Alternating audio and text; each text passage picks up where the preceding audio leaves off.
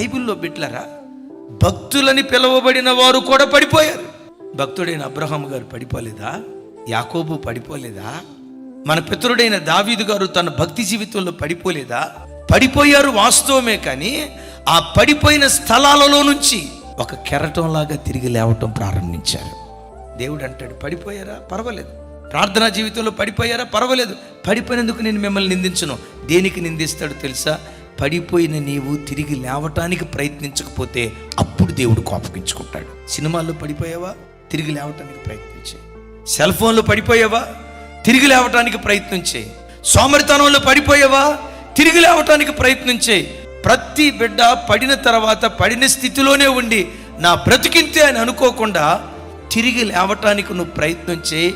నువ్వు చేసే ఆ ప్రయత్నమే ఇంకెన్నడూ నువ్వు పడిపోకుండా ఒక స్థిరమైన వాడిగా నిన్ను నిలవబెట్టును గాక.